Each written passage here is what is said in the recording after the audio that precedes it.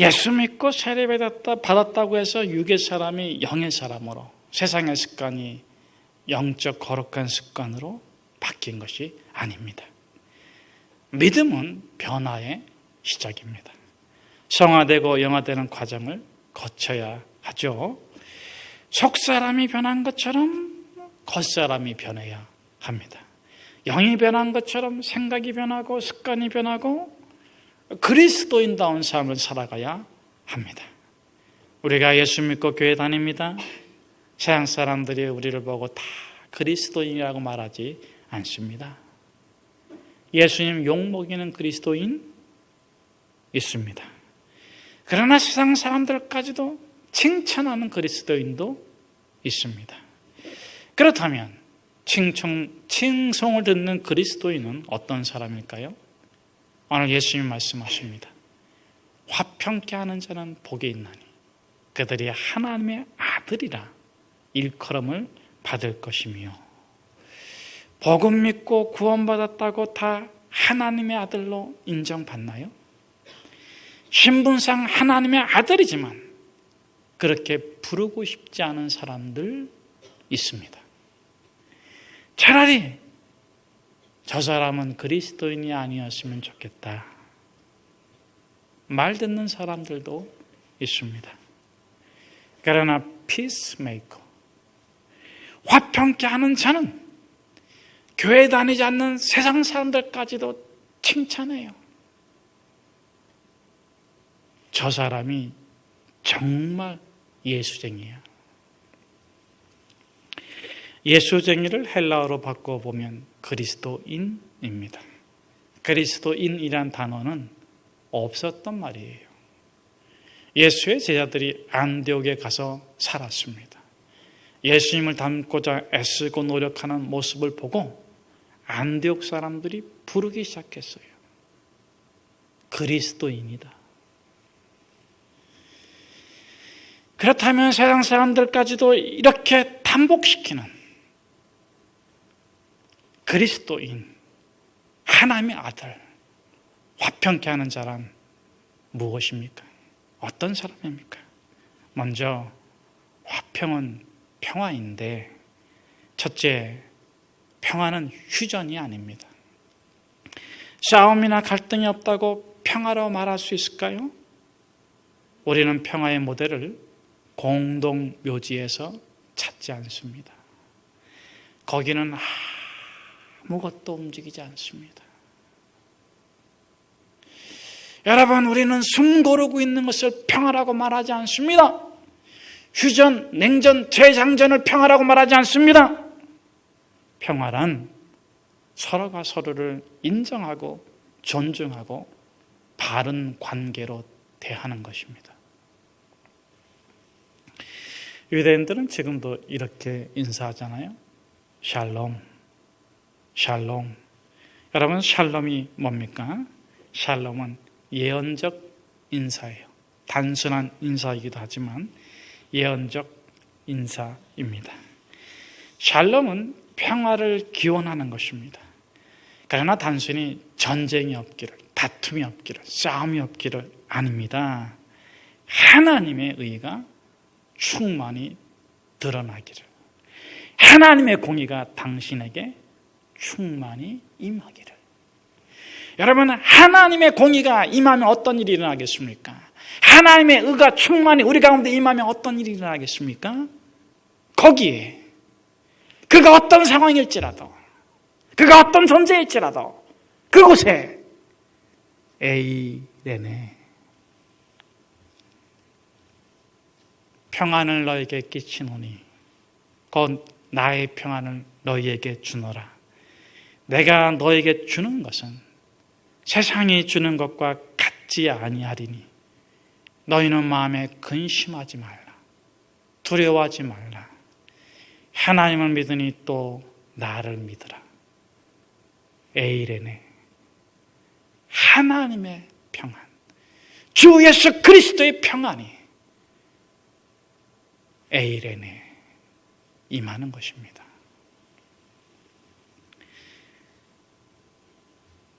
여러분, 우리 마음에 에이레네, 영적 평화가 없다면 육적 평화는 이룰 수가 없습니다.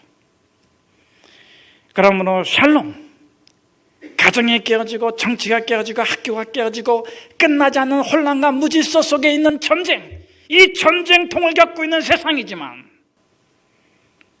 샬롬, 당신에게 영적 평안이 임하기를. 샬롬, 당신에게 하나님의 의가 임하기를. 샬롬, 당신이 하나님 나라 안에 거하기를. 샬롬. 둘째, 위장된 평화는 평화가 아닙니다. 여러분, 평화를 가로막는 최대의 장애물이 무엇일까요? 기근일까요? 핍박일까요? 평화를 위협하는 것은 불의와 거짓입니다. 예레미야는 이렇게 말씀하십니다. 만물보다 심히 부패한 것이 인간의 마음이라. 그 결과는 무엇입니까?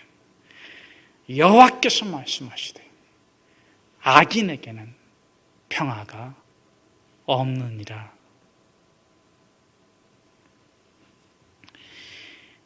당신의 마음은 평안하십니까? 염려와 근심이 떠나갔습니까? 아니면 절망과 분노가 들끓고 있습니까? 예수 그리스도의 이름으로 말씀드립니다. 평안하십시오. 평안은 우리 그리스도인들의 특권입니다. 그러나 만약 우리의 마음이 사단마귀의 놀이터가 되어 있다면 결코 평안할 수 없습니다. 평안은 결코 위장되지 않습니다. 위장된 평안은 평화가 아닙니다. 페르소나, 가면을 벗으십시오. 그렇다면 참된 평화는 무엇일까요? 첫째, 위로부터 난 평화입니다. 오직 위로부터 난 지혜는 첫째 성결하고 다음에 화평하고, 화평케 하는 자들은 화평으로 심어 의의 열매를 거두느니라. 힘으로 평화를 이룰 수 있을까요? 재물로 평화를 이룰 수 있을까요? 법으로 평화를 이룰 수 있을까요? 부부가 두 법정에 섰습니다. 이혼하려고 섰습니다. 마지막 판결을 앞두고 있습니다. 아들이 엉엉 웁니다. 우는 아들을 보고 엄마도 엉엉 웁니다. 우는 아들을 보고 아빠도 눈을 감았지만 눈물을 감출 수는 없습니다. 아들이 엉엉 웁니다. 아버지 손을 잡습니다. 엄마 손을 잡습니다. 아들이 엉엉 울면서 아빠 손하고 엄마 손하고 잡아줍니다. 끌어다가 잡아줍니다. 아빠 엄마가 손잡고 법정에서 나왔습니다. 평화는 위로부터 난 지혜입니다. 사람이 아래를 보면 자기 자신이 의롭다고 여겨져요. 그가 도둑놈이여 강도라도 자신이 의적이 됩니다. 이것이 아래로부터 난 지혜예요.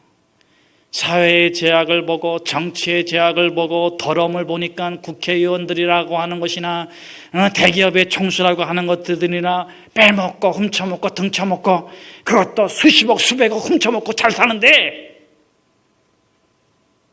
작은 걸 훔쳤으니 죄가 아니고 큰 걸 훔쳤다면 의적이요.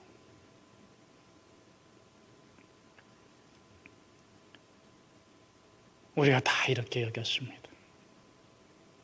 우리가 다 이렇게 살아왔습니다. 그러다 어느 날 예수님 만났습니다.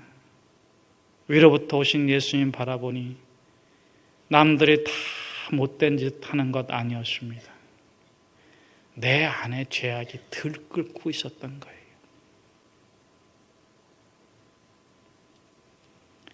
만문의 부패함보다 심히 부패한 것이 세상이 아니었습니다. 내 마음이었습니다. 예수님의 피로 씻어내고 또 씻어냅니다. 예수님을 내 마음의 왕으로 모시니 어떻습니까? 죄와 탐욕, 시기와 다툼, 분냄, 이런 아래 것들이 사라집니다.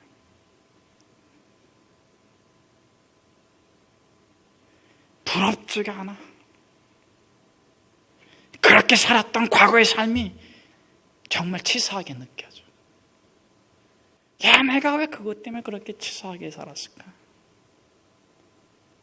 사치했던 삶이 치사하게 느껴져.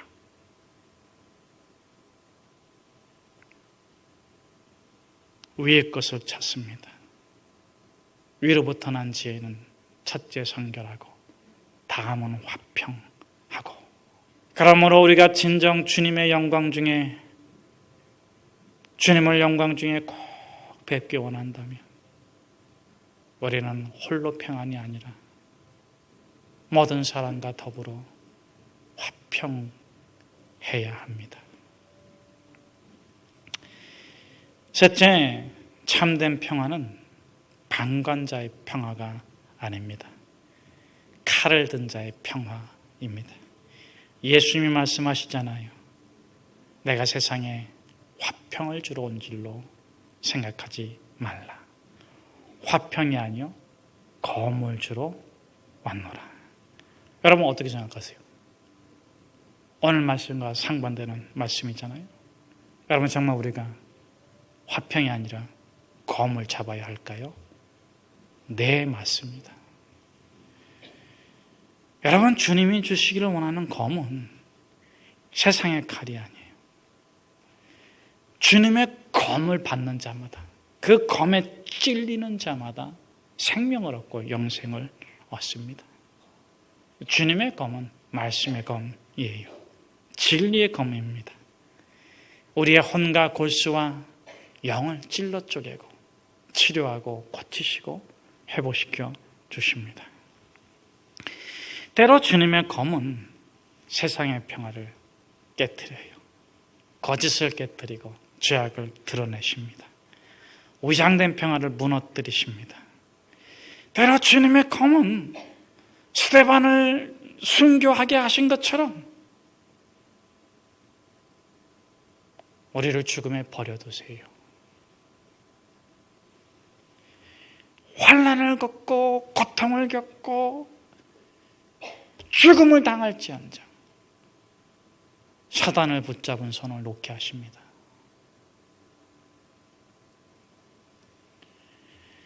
진정 평화를 원하십니까? 참된 평화를 원하십니까? 칼을 드세요. 그 어떤 칼보다 예리하고 날카로운 칼을 드십시오. 진리의 칼, 말씀의 칼. 그리고 높이 드십시오. 아브라함이 제단 위에 놓여져 있는 이삭을 바라보면서 칼을 높이 들었던 것처럼 말씀의 칼로, 진리의 칼로 찌르세요.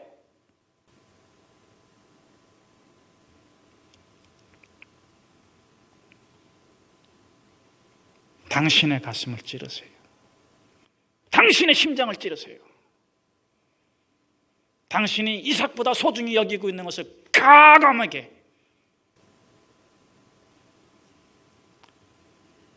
당신의 마음에 꽂으세요. 그것만이 아브라함과 이삭이 살아난 것처럼 우리가 화해하는 길입니다.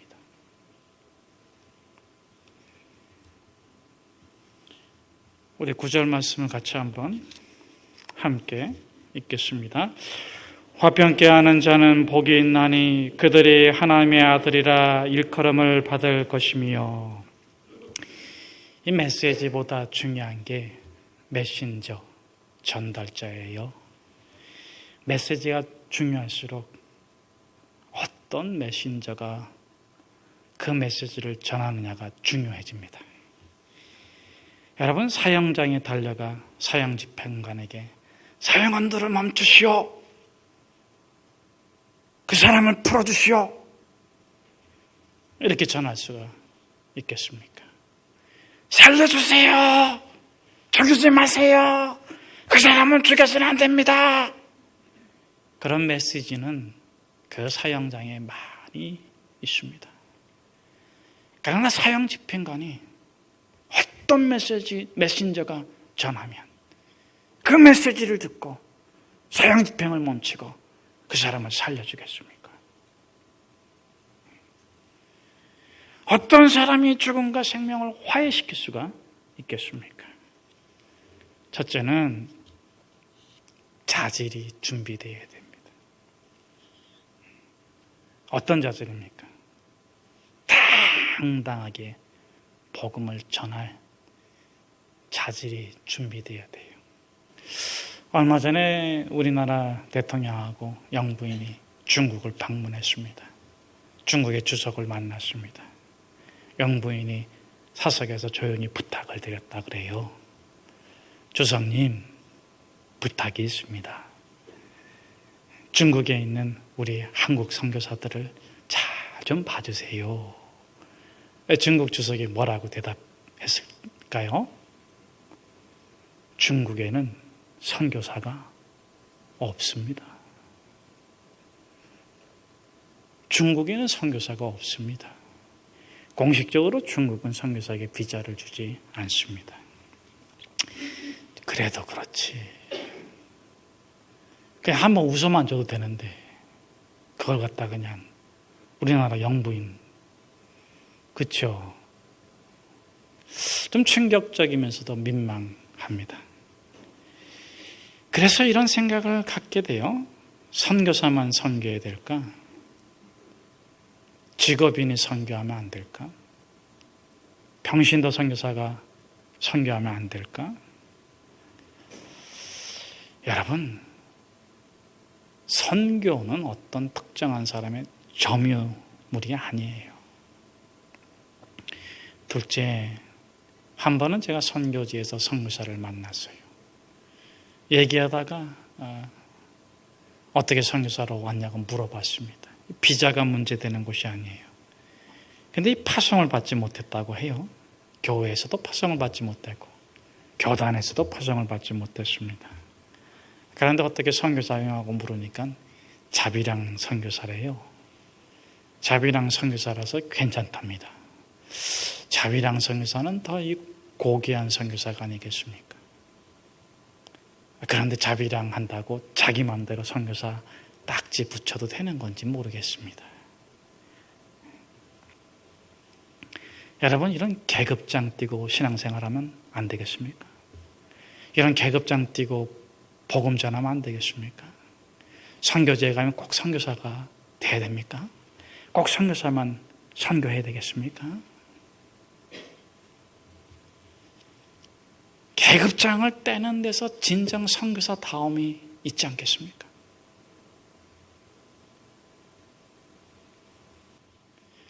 여러분, 최초의 선교사인 예수님은 뭐까지 뗐습니까? 무슨 계급장 띄고 왔습니까? 계급장 붙이고 왔습니까? 하나님이라는 계급장 붙였습니까? 하늘 보좌 버리고 마국간에 태어나신 그분이 계급장 붙이고 태어났습니까? 태어날 적에 왕의 호를 쥐고 태어났습니까? 태어날 적에 금옷 입고 태어났습니까? 태어날 적에 어른으로 태어났습니까? 여러분, 다 떼고 오셨어요. 근데 뭘 자꾸 붙이려고 그래. 그거 붙여서 뭐 하자는 겁니까? 권력 의지하겠다는 겁니까?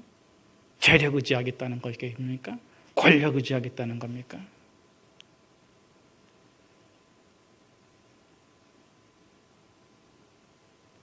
우리가 뭘 의지해야 되겠습니까? 권력이 나쁘다는 게 아니에요. 재력이 나쁘다는 게 아니에요. 왜 타락합니까? 정말 의지할 것을 의지하지 않기 때문이 아니겠습니까? 사도 바울은 이렇게 말씀합니다. 자신도 예수의 길을 걸었기에 담대히 증언합니다. 나는 부한 것도 좋고 가난한 것도 좋습니다. 나는 부한 것도 싫고 가난한 것도 싫습니다. 나는 복음을 전할 수 있으면 병들어도 좋고 건강해도 좋습니다. 나는 복음 앞에서 아무것도 아닙니다. 왜냐하면 나는 예수를 얻고 예수를 누리고 싶기 때문에 그렇습니다. 내가 예수님과 함께 살 수 있다면 나는 아무것도 아닙니다. 내가 예수님과 함께 살 수 있다면 나는 모든 것이 될 수도 있습니다. 나는 예수님께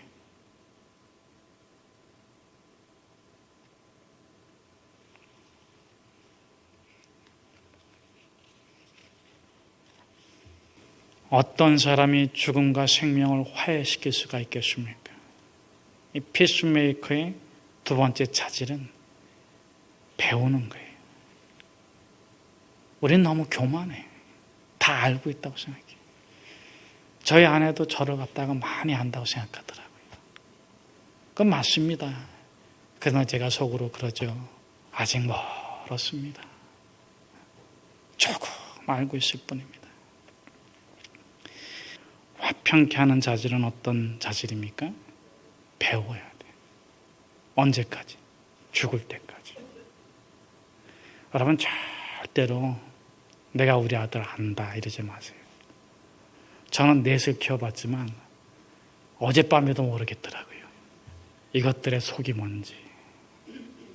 아는 게 많아진 건 사실이에요. 알고 모르면 차이가 문제가 아니라 내 마음의 태도의 문제더라고요. 항상 배우려고 하면 평안해, 화평해. 안다고 하면, 배우는 것에 그치면 그때부터 싸워.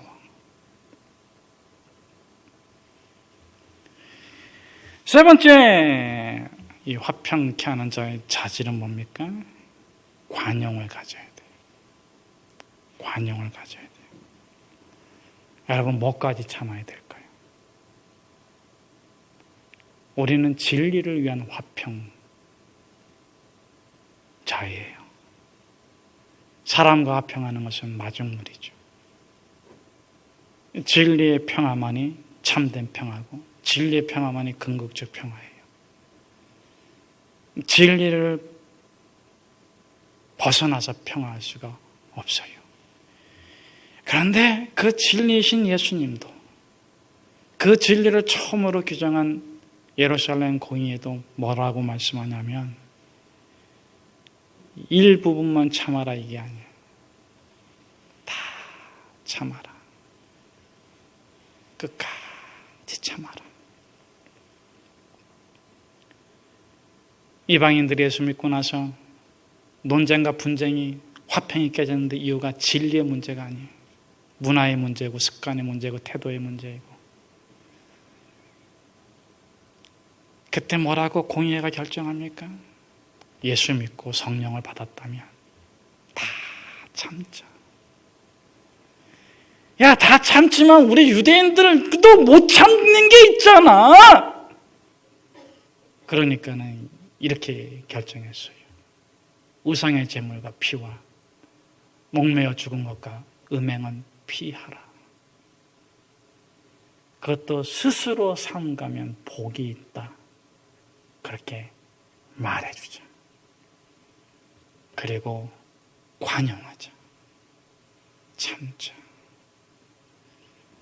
진리를 만났다면, 예수를 만났다면, 궁극적 평화가 우리에게 이루어졌다면